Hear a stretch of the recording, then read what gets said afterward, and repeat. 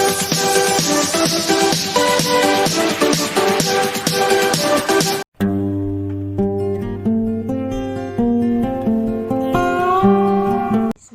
Assalamualaikum warahmatullahi wabarakatuh.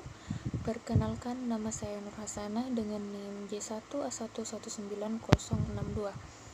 Baik, di sini saya akan menjelaskan paparan materi pertama, yakni definisi kepemimpinan.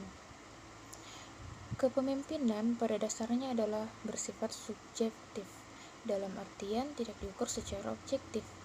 Nah, adapun menurut beberapa ahli seperti menurut Sullivan dan Desker, kepemimpinan merupakan penggunaan keterampilan seseorang dalam mempengaruhi orang lain untuk melaksanakan suatu dengan sebaik-baiknya sesuai dengan kemampuannya. Selain itu, proses mempengaruhi kegiatan atau organisasi dalam mencapai suatu tujuan. Nah, adapun menurut Sotkil, kepemimpinan adalah suatu proses yang aktivis yang terorganisasi dalam upaya menyusun dan mencapai tujuan. Dan yang terakhir yaitu menurut Gardner, mendefinisikan kepemimpinan sebagai suatu proses persuasi dari memberi contoh sehingga individu atau pemimpinan kelompok membujuk kelompoknya untuk mengambil tindakan yang sesuai dengan usulan pimpinan atau usulan bersama. Nah, dari 3 definisi atau pandangan para ahli di atas, kepemimpinan merupakan proses mempengaruhi orang lain dalam mencapai tujuan organisasi. Baik, itulah yang telah saya paparkan. Assalamualaikum warahmatullahi wabarakatuh. Nama saya Ahmad Hilal Adsan, NIM J1A11922. Di sini saya akan melanjutkan materi dari teman saya. Di sini saya akan membahas rumusan masalah yang kedua, yaitu keahlian yang harus dimiliki seorang pemimpin. Keahlian yang harus dimiliki seorang pemimpin yang pertama yaitu pemimpin memiliki kepemimpinan karismatik dan tidak dapat diukur kuantitasnya. Yang kedua, memiliki kecerdasan, kepandaian, dan mempunyai pengetahuan kerja. Yang ketiga, sejak kecil terlihat adanya bakat sebagai pemimpin. Yang keempat, memiliki sifat adil, cerdas, baik, realistis, dan lain-lain. Yang kelima, memiliki keyakinan. Yang keenam, mengetahui tugasnya. Yang ketujuh, pandai mengawasi dan menganalisa. Yang kedelapan, tertarik untuk menyelesaikan pekerjaan. Yang kesembilan, kesanggupan mendelegasikan wewenang. Dan yang terakhir, dapat menetapkan dan meraih tujuan, ambisi, atau sasaran. Berikutnya yaitu rumusan masalah yang ketiga, yaitu sifat-sifat yang harus dimiliki seorang pemimpin. Yang pertama yaitu keinginan untuk menerima tanggung jawab. Banyak para pemimpin yang hanya bertitel pemimpin tapi tidak berani untuk bertanggung jawab dan melaksanakan tugasnya.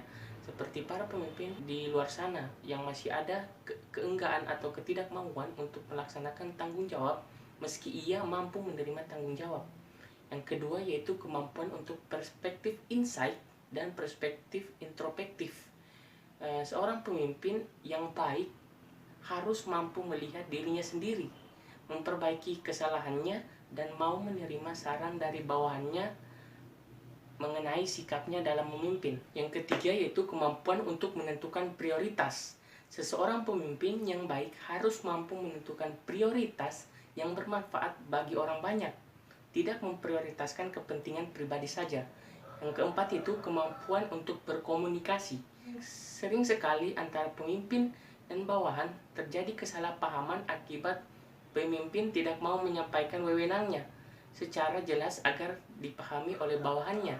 Pemimpin yang efektif adalah pemimpin yang mengadakan komunikasi yang efektif. Terima kasih, sekian dari saya. Assalamualaikum warahmatullahi wabarakatuh. Assalamualaikum warahmatullahi wabarakatuh. Perkenalkan, saya Nurifla Taufik, NIM J1A1190284. Saya ingin melanjutkan materi yang dipaparkan oleh teman saya, yaitu teori karakter.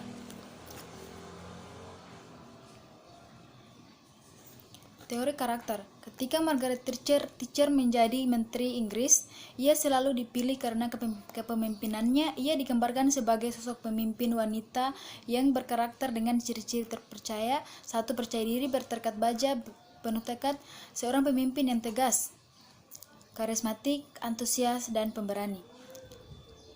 Istilah-istilah tersebut menggambarkan bahwa pemimpin yang memiliki karakter dan para pendukung teacher ketika itu tak sadar bahwa ia menjadi pendukung teori karakter. Contohnya Richard Branson, Stephen Jobs, dan Mahathir Mohamad, dan Insinyur Soekarno presiden pertama. 6 karakter cenderung yang membedakan antara pemimpin dengan bukan pemimpin. 1. Ambisi dan energi. 2. Hasrat untuk memimpin. 3. Kejujuran. 4. Integritas. 5. Percaya diri. Dan 6. Kecerdasan. Pemimpin yang dimaksud di sini adalah nilai dan kualitas, bukan pengetahuan sumber daya manusia. Pemimpin adalah orang yang menunjukkan arah keputusannya mantap dan disadari oleh keyakinan diri dan disertai data yang akurat. Kemudian yang kelima, keterampilan pemimpin. Keterampilan yang harus dimiliki seorang pemimpin adalah sebagai berikut. 1. Teknik kemampuan. Kemampuan untuk melakukan dan memahami pekerjaan-pekerjaan bersifat operasional atau teknis sehingga mampu menjadi guru bagi anak buahnya yang tidak memiliki pemahaman operasional atau teknik pekerjaan. 2. Kemampuan bekerja. Sama dengan para bawahan dan membangun tim kerja dengan pendekatan kemanusiaan, seorang pemimpin harus belajar bagaimana melakukan pendekatan kepada anak buah sehingga dapat memberikan perintah bawahan. Dan 3. Kemampuan untuk menyusun konsep atau berpikir dan mengungkapkan pemikirannya. Seorang pemimpin adalah pemegang perubahan sehingga harus memiliki konsep yang mampu merumuskan visi dan misi dan mempunyai program unggulan yang baik. Terima kasih. Saya akan melanjutkan pemaparan materi dari Saudari Nurvela Taufik, yang dimana materi yang saya akan bawakan yaitu peranan kepemimpinan dalam mengambil suatu keputusan. Pengambilan keputusan adalah pemilihan dua alternatif atau lebih. Pengambilan keputusan perlu dilakukan adanya perbedaan antar harapan atau tujuan dengan hasil yang dicapai. Salah satu model pengambilan keputusan adalah the optimism model. Model tersebut merupakan model pengambilan keputusan yang menguraikan bagaimana individu seharusnya berperilaku untuk mencapai hasil atau keluaran yang maksimal. Terima kasih. Assalamualaikum warahmatullahi wabarakatuh. Perkenalkan, nama saya Runi Diana Umirlan, NIM J1A119070. Di sini saya akan melanjutkan materi yang telah dibawakan oleh teman saya, yaitu pengaruh perilaku terhadap pengambilan keputusan. Seperti kita ketahui, ada 4 perilaku terhadap pengambilan keputusan, yaitu 1. Nilai-nilai. Nilai dianggap sebagai pedoman jika seseorang menghadapi situasi di mana harus dilakukan suatu pilihan. Kedua, kepribadian. Aspek kepribadian meliputi sikap, kepercayaan, dan kebutuhan individu. Ketiga, kecenderungan. Mengambil resiko. Ada yang berani dalam mengambil resiko, dan ada yang di tengah-tengah, dan ada yang penuh pertimbangan atau kurang ambil resiko. Keempat, disonansi kognitif. Adanya rasa cemas, pengambilan keputusan terhadap akibat dari keputusan yang diambilnya. Sekian dari saya. Wassalamualaikum warahmatullahi wabarakatuh. Bismillahirrahmanirrahim. Saya Mariam Iskandar dengan NIM J1A1194046. Saya akan melanjutkan materi dari pemateri sebelumnya, yakni akan membahas mengenai langkah-langkah dalam pengambilan keputusan. Langkah-langkah dalam pengambilan keputusan ini terdapat 6 langkah. Yang pertama, menentukan perlunya pengambilan keputusan. Yang kedua, mengidentifikasi kriteria keputusan. Yang ketiga, mengalokasi pembobotan terhadap kriteria. Yang keempat, mengembangkan alternatif. Yang kelima, mengevaluasi alternatif. Dan yang keenam, memilih alternatif terbaik. Nah, langkah-langkah ini tentunya tidak mutlak harus berurutan, melainkan harus disesuaikan dengan bobot keputusan yang akan diambil nantinya. Seringkali hal-hal khusus harus dimasukkan di dalamnya, antara lain menyangkut asumsi-asumsi yang harus dirumuskan agar alternatif-alternatif dapat lebih banyak dimunculkan. Dengan alternatif yang relatif lebih banyak, kemungkinan yang dievaluasi semakin banyak pula, dan pada akhirnya keputusan yang dapat diambil berdasar berbagai alternatif yang muncul. Bismillahirrahmanirrahim. Nama saya Reski Yulina Sari Ilham dengan NIM J1A11908.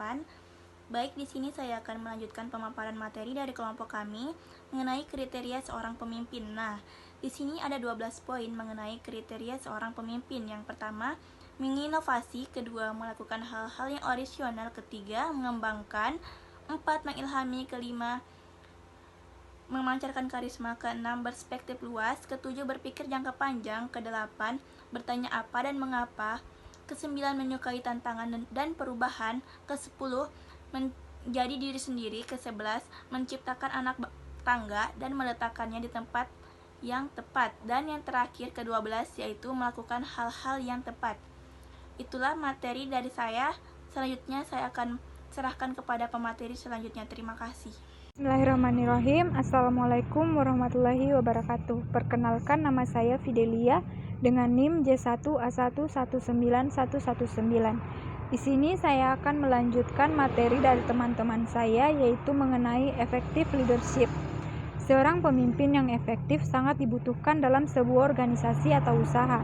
Menurut Samuel H. Tirtamiharja dalam bukunya Pemimpin Adalah Pemimpin atau Leaders Are Dreamers. Seorang pemimpin yang efektif melakukan hal-hal sebagai berikut. Yang pertama, menciptakan sebuah visi yang sesuai untuk organisasinya. Visi yang sesuai akan memberi arah kemana organisasi akan dibawa. Visi perlu sesuai dengan tujuan didirikannya organisasi atau badan usaha tersebut. Yang kedua, memperkuat dan mendorong semua lapisan organisasinya. Analog dengan mendorong mobil mogok. Bila seluruh tenaga atau orang dikerahkan untuk mendorong ke arah yang sama, maka mobil tersebut akan berjalan kembali. Implikasinya dalam dunia usaha adalah pemimpin akan gagal bila tidak didorong oleh setiap orang ke arah yang ditentukan. Yang ketiga, menciptakan suasana perasaan tim untuk merasakan mana yang terpenting. Yang keempat, membentuk kerja sama tim yang baik. Yang kelima, mengkomunikasikan visi kepada seluruh lapisan organisasi. Yang keenam, menciptakan suatu momen yang tepat atau magic moment. Pemimpin yang efektif akan menciptakan dan mempergunakan suatu momen yang tepat untuk membuat perusahaan yang dibutuhkan oleh organisasi. Yang ketujuh, menciptakan sikap yang baru dalam perilaku organisasi. Sikap yang berpusat pada suatu tujuan, yakni sikap yang fokus akan membuat suatu organisasi atau usaha maju pesat, jadi fokus itu penting. Baik, itulah tadi materi dari saya. Saya ucapkan terima kasih dan wassalamualaikum warahmatullahi wabarakatuh.